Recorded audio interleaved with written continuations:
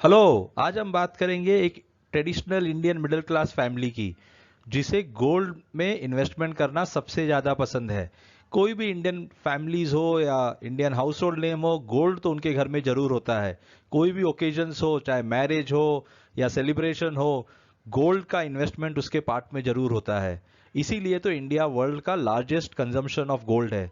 But आज हम एक पॉइंट चेक करेंगे, क्या फिजिकल गोल्ड में ही इन्वेस्ट करना ही सबसे बेहतर ऑप्शन है अगर आपको गोल्ड खरीदना है, या कोई और भी ऑप्शन है। तो चलिए इस जर्नी पे चलते हैं। सो फ्रेंड्स, जैसे मैंने कहा कि एक क्वेश्चन जो सबके दिमाग में आ रहा है कि क्या फिजिकल गोल्ड में इन्वेस्ट करना ही सबसे अच्छा ऑप्शन है, या कोई और भी ट्रेंड है जिससे मैं गोल्ड में इन्वेस्टमेंट कर सकता हूं। तो पहले कुछ पॉइंट्स चेक करते हैं कि फिजिकल गोल्ड में इन्वेस्टमेंट करना क्यों थोड़ा सा क्वेश्चन मार्क है, या क्यों लोगों को सोच पे डाल रहा है। ये सारे पॉइंट्स हैं जिसको मैं डिटेल्ड आपको बताऊंगा कि फिजिकल गोल्ड में इन्वेस्ट करना थोड़ा सा डिसएडवांटेजेस अब क्यों होते जा रहा है। पहला पॉइंट, जैसे आप देखेंगे, स्टोरेज ऑफ ज्वेलरी। आप बहुत सारी गोल्ड परचेस कर रहे हैं, गोल्ड फिजिकल की ज्वेलरीज परचेस कर रहे हैं, बट उन्हें स्टोरेज रखना घर में आजकल बहुत डिफिकल्ट हो रहा है। काफी लोग बैंक के लॉकर्स ले लेते हैं, और बट बैंक के लॉकर्स मिलना भी इजी नहीं है, और उसमें भी एक कॉस्ट इन्वॉल्व है। तो स्टोरेज एक बहुत बड़ी समस्या हो गई है, क्योंकि गोल्ड एक बहुत ही वैल्यूएबल आइटम्स है। तो उसके स्टोरेज रिलेटेड इश्यूज काफी लोगों को सोचने पे मजबूर कर रही है। दूसरा होता है डिजाइन एंड मेकिंग चार्जेस। जैसे ही आप सोना खरीद के या ज्वेलरी खरीद के ज्वेलरी स्टोर से बाहर आते हैं, आप देखोगे आपका कॉस्ट 10 से 15% बढ़ गया है, because of GST and because of design and making charges, जो बहुत ज्यादा एक्सपेंसिव है। खास करके अगर आप कोई ब्रांडेड स्टोर से लेते हो तो डिजाइन एंड मेकिंग चार्जेस बहुत ही ज्यादा है।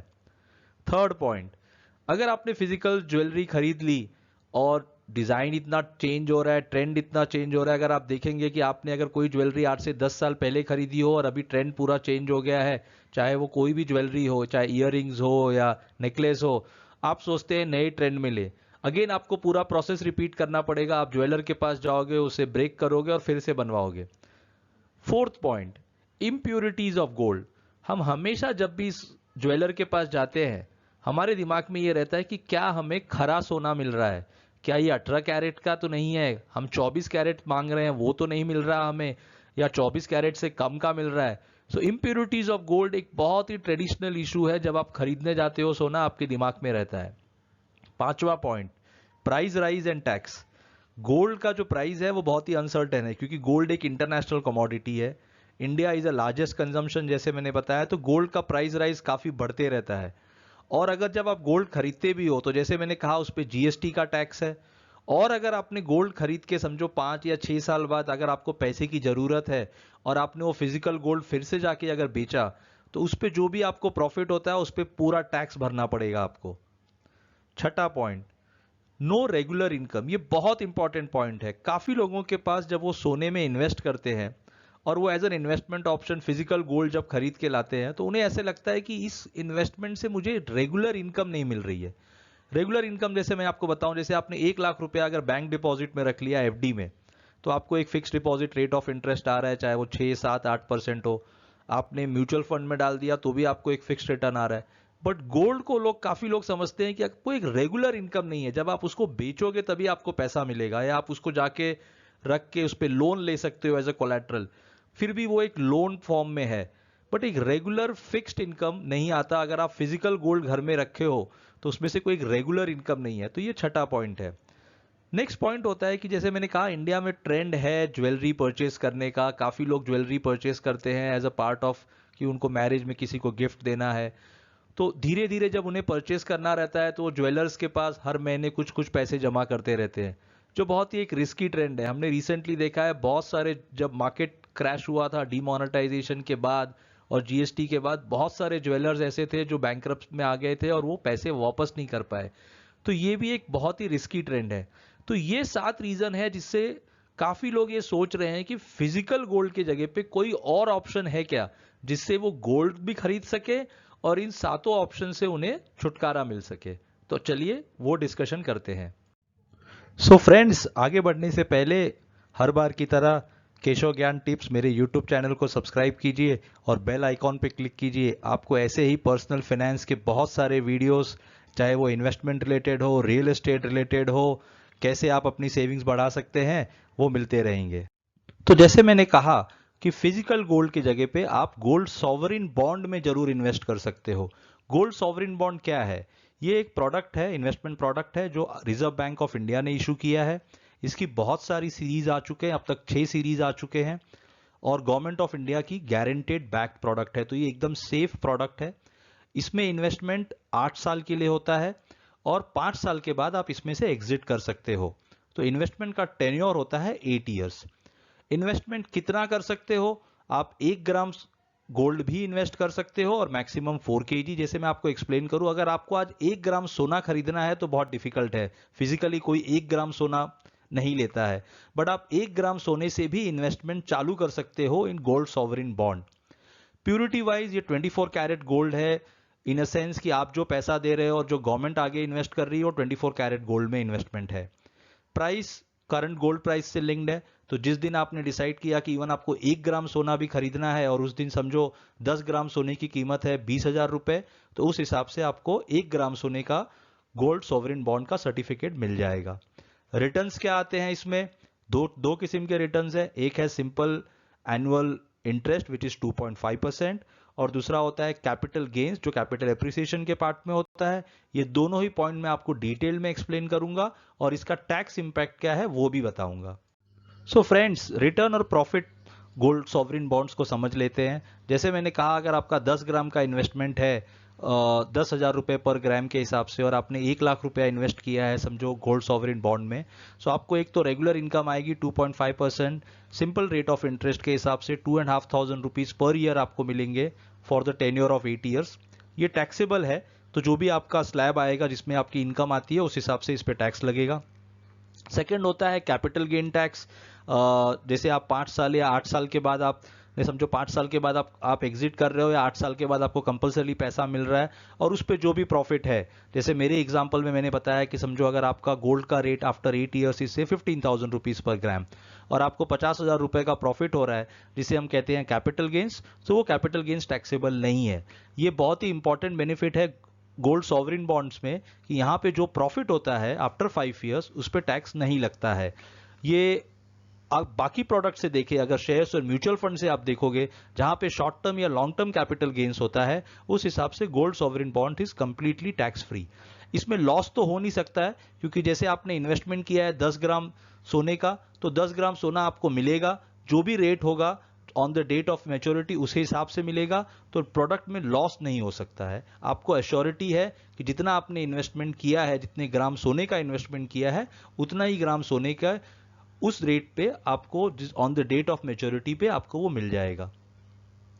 सो फ्रेंड्स, ये प्रोडक्ट में 10 और ऐसे बेनिफिट है जो इसे सबसे अच्छा इन्वेस्टमेंट बनाता है। पहला है, जैसे मैंने कहा, no design and making charges. अगर आपने फिजिकल गोल्ड में इन्वेस्ट किया तो आपका चार्जेस बढ़ जाता है because of design and making charges. Second होता है स्टोरेज रिस्क। फिजिकल गोल्ड में जैसे मैंने आपको डिटेल में एक्सप्लेन किया, आपको स्टोरेज चाहिए और उसके रिलेटेड कॉस्ट भी होता है अगर आप बैंक लॉकर्स वगैरह लेते हो। In case of gold sovereign bond एक पेपर सर्टिफिकेट है या इलेक्ट्रॉनिक फॉर्म में होगा, तो ये दोनों कॉस्ट आपको नहीं है, फिर भी आपका गोल्ड में इन्वेस्टमेंट है। इम्प्योरिटीज की कोई इशू नहीं है, क्योंकि आप फिजिकल गोल्ड नहीं खरीद रहे हो, आपने इन्वेस्ट किया है एक बॉन्ड्स में। सो आपको ये नहीं सोचना है कि ज्वेलर आपको 24 कैरेट गोल्ड दे रहा है या 18 कैरेट गोल्ड दे रहा है। डिफॉल्ट और हाईएस्ट सेफ्टी इन्वेस्टमेंट है, इसमें कोई डिफॉल्ट रिस्क नहीं है क्योंकि ये आरबीआई का इशूड प्रोडक्ट है और गवर्नमेंट ऑफ इंडिया का बैक्ड है। ट्रांजैक्शन कॉस्ट बिल्कुल नहीं है। आप गोल्ड खरीदते हो, आपको जीएसटी देना पड़ता है मेकिंग चार्जेस पे या इवन गोल्ड पे भी, और या तो आप बाकी इन्वेस्टमेंट करते हो तो उस पर आपको सिक्योरिटी ट्रांजैक्शन टैक्स देना पड़ता है, जैसे आप शेयर्स या म्यूचुअल फंड खरीद रहे हो। यहाँ पे कोई भी ट्रांजैक्शन कॉस्ट नहीं है on the purchase of gold sovereign bond, जो बहुत एक पॉजिटिव स्टेप है। कैपिटल गेन्स मैंने आपको एक्सप्लेन किया कि अगर आप 8 साल की मैच्योरिटी तक इन्वेस्टेड रहते हो और उसके बाद जो भी प्रॉफिट होता है उस पर आपको कोई टैक्स नहीं है। इवन आप 5 ईयर्स के बाद अगर आप इन्वेस्टमेंट से एग्जिट करते हो तो भी कोई आपको कैपिटल गेन टैक्स नहीं है। तो अगर आपने 5 साल तक इन्वेस्टमेंट रखा तो कैपिटल गेन पे कोई टैक्स नहीं, और मुझे नहीं लगता कि 5 साल का पीरियड बहुत ज्यादा है। Collateral for loan as good as physical jewellery के जैसा है। आप फिजिकल ज्वेलरी को जिस तरीके से बैंक में रख के पैसे उठा सकते हो as a form of loan, उसी तरीके से आप गोल्ड सॉवरिन बॉन्ड के अगेंस्ट में भी लोन ले सकते हो इन केस ऑफ डिफिकल्टी या इमरजेंसी टाइम में। अगर आपको लगता है कि आपको लोन चाहिए तो आप गोल्ड सॉवरिन बॉन्ड को सिक्योरिटी रख के पैसे ले सकते हो। सुपर्ब रिस्क एंड रिवॉर्ड, इसमें रिस्क एंड रिवॉर्ड बहुत ही मिनिमल है। रिस्क तो बहुत ही मिनिमल है बिकॉज जैसे मैंने कहा आपको एक मिनिमम अश्योर्ड रिटर्न दे रहा है 2.5%। रिटर्न भले छोटा है बट आप उसको इस तरीके से देखिए कि अगर आपने फिजिकल ज्वेलरी घर में रखी है तो उस पर आपको एक पैसे नहीं बन रहे, तो एटलीस्ट गवर्नमेंट आपको 2.5% आपके गोल्ड सॉवरिन बॉन्ड पे दे रहा है। रिवॉर्ड वाइज जैसे मैंने एक्सप्लेन किया, कैपिटल गेन टैक्स पूरी तरीके से एग्जेम्प्ट है आफ्टर 5 ईयर्स, तो ये बहुत अच्छा स्टेप है। ये एक ऐसा ओनली एक प्रोडक्ट है जहां पे कैपिटल गेन्स फुल्ली एग्जेम्प्ट है। बाकी अगर आप शेयर्स और म्यूचुअल फंड में इन्वेस्ट करते हो so you are expose to short term या long term capital gain tax, but यहाँ पे 5 साल के इन्वेस्टमेंट पीरियड के बाद आपको कोई कैपिटल गेन्स नहीं देना पड़ता है। तो मेरे हिसाब से रिस्क एंड रिवॉर्ड बहुत अच्छा है। इजिली आप 10 से 12% रिटर्न तो इसमें बना सकते हो। ये प्रोडक्ट डीमैट फॉर्म में भी है और ऑनलाइन फॉर्म में भी है, तो जिस तरीके से आपके डीमैट अकाउंट में shares, mutual funds, fixed deposit दिखेंगे वैसे ही गोल्ड सॉवरिन बॉन्ड दिख सकते हैं और ये स्टॉक एक्सचेंजेस पे ट्रेडेबल भी है। तो इस तरीके से इस प्रोडक्ट में 10 ऐसे बेनिफिट हैं जो मेरे हिसाब से आज के टाइम पे बाकी और इन्वेस्टमेंट प्रोडक्ट से बहुत ही बेटर है और एकदम सेफ है। अब ये क्वेश्चन आता है कि हम ये गोल्ड सॉवरिन बॉन्ड परचेज कहाँ से करें। इसे आप परचेज कर सकते हो किसी भी कमर्शियल बैंक से, पोस्ट ऑफिस से आप परचेज कर सकते हो, स्टॉक होल्डिंग कॉरपोरेशंस की वेबसाइट पे ही अवेलेबल है, आपके जो स्टॉक ब्रोकर्स हैं उनसे भी आप गोल्ड इन्वेस्टमेंट कर सकते हो। बहुत ही सिंपल प्रोसेस है।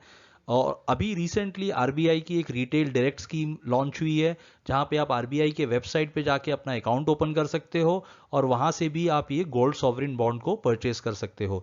ये 5 ऑप्शंस है जहां से आप इजीली जब भी गवर्नमेंट ऑफ इंडिया की न्यू सीरीज आती है for the gold sovereign bond आप जाके यहां से परचेस कर सकते हो। मैंने जैसे बताया आप 5 जगह से गोल्ड सॉवरिन बॉन्ड ले सकते हो। इसकी वेरियस सीरीज आती हैं, अब तक 7 सीरीज आ चुकी हैं। अभी 8 सीरीज जस्ट रिसेंटली क्लोज हुआ है 3 दिसंबर को, बट 2 और सीरीज आने वाली है इस कैलेंडर ईयर में एज पर आरबीआई। एक सीरीज नंबर 9 आ रही है जो जनवरी 10 से जनवरी 14 तक खुला रहेगा और एक सीरीज नंबर 10 आ रहा है जो फरवरी 28 से मार्च 4 2022 तक रहेगा। समय समय पे गवर्नमेंट ऑफ इंडिया ये गोल्ड सॉवरिन बॉन्ड प्रोडक्ट लाता रहता है अंडर आरबीआई सुपरविजन। आप ये नेक्स्ट 2 सीरीज के डेट्स को रिमाइंड कर लीजिए और इसे नोट कर लीजिए सो दैट अगर आपको नेक्स्ट टाइम इन्वेस्टमेंट करना है तो इस दोनों सीरीज नंबर 9 और सीरीज नंबर 10 का आप एडवांटेज ले सकते हो। फ्रेंड, जैसे हर एक इन्वेस्टमेंट में कुछ तो लिमिटेशंस होता है, तो हमें यहाँ भी जानना जरूरी है कि गोल्ड सॉवरिन बॉन्ड्स के क्या लिमिटेशंस है। एक सबसे बड़ा जो लिमिटेशंस है वो है lock in for 5 years. According to me ये बड़ा लिमिटेशंस नहीं है। अगर आप लॉन्ग टर्म इन्वेस्टमेंट करना चाहते हो तो 5 साल का इन्वेस्टमेंट कोई बहुत बड़ा चीज़ नहीं है। इसमें दूसरा पार्ट जो है वो काफ़ी लोगों ने जो जानना चाहा कि क्या इसमें एसआईपी अवेलेबल है, क्या आप इसको रेगुलरली हर month gold sovereign bond purchase कर सकते हो।